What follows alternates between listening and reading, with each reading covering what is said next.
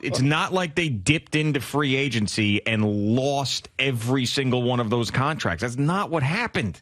And Scherzer was a bad one, yes. But Verlander was pitching well. Most Met fans wanted to keep him. Then you signed your own. Isn't that what you're supposed to do? At the time, you liked the Verlander deal, right? Yeah, of course. Because you got rid of DeGrom. That worked out well. He got hurt, right? The Rangers' problem now. And Verlander, 3 of the last 4 seasons, has been pretty healthy. But so you felt pretty good. Tell me where, outside of Max Scherzer, tell me where spending the money was the problem. I mean, you retained Brandon Nimmo, you retained Edwin Diaz, you retained Jeff McNeil, you brought in David Robertson. Everybody's acting like he went into the free agent market, bought everybody, and they all sucked like it was 15 Jason Bays out there. It's not what happened. Not so much just the free agent market, just the overall payroll and the number. But a number of those guys are still, at least unless they change something in the winter, are going to be under contract. So to Stugatz's point, like they may not be 370, but they're still going to be up there because that's what they have on their payroll right now. Everybody said, well, spending money. Clearly, it didn't work. Well, what didn't work is these guys that were good last year flat out suck this year when all of them were healthy. But that's what didn't work. Gio, you have to be confident in this. He's going to spend the money. He's going to try to win. Not next year. You're comparing them to the Wilpons. No, okay. Not next year. But it might not be 360, but it might be 200.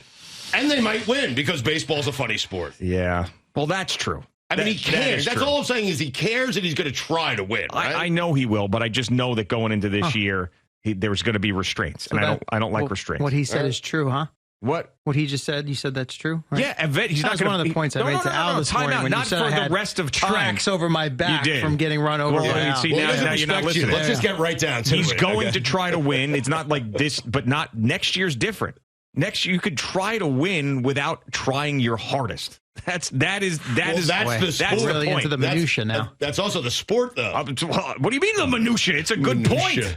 He is not going to take it to the next level to bring in every player he can. What would be the next level beyond Ohtani? He just told.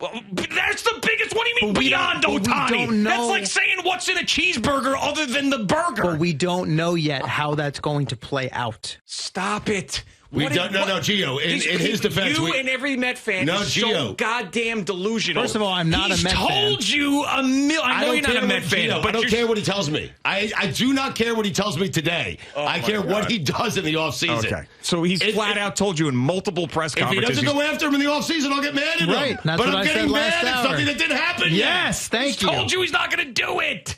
He's told you he's not going to do it. Did anyone ask him directly about Ohtani yesterday? Do you have Steve Cohen as a guy who amassed all this money by always telling the truth? Is that? But here's the problem. The only foundation of your argument is that it hasn't happened yet, when all he has done is told you he's not going to do it. No, that argument is I'm talking about one specific player.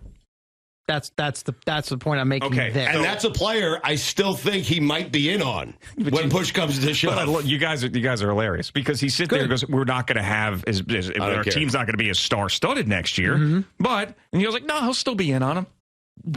What? Don't know because yet. when you put something in front of Steve Cohen, a guy like Steve Cohen, and other billionaires are trying to get that same thing, they tend to want it, just because they can afford it. Maybe. This also isn't, a live auction where, hey, I'm the highest bidder, so Ohtani's forced to come here now. I'm not saying he's forced, but at least be in on it. Okay, well, maybe he will be. Right. Just be in on it. You guys have decided on August 3rd that they're not going to be in on it and that next year is a wash. He decided it, not us. He said it. He said it 10 goddamn times, and he told Max Scherzer, but you don't want to believe it.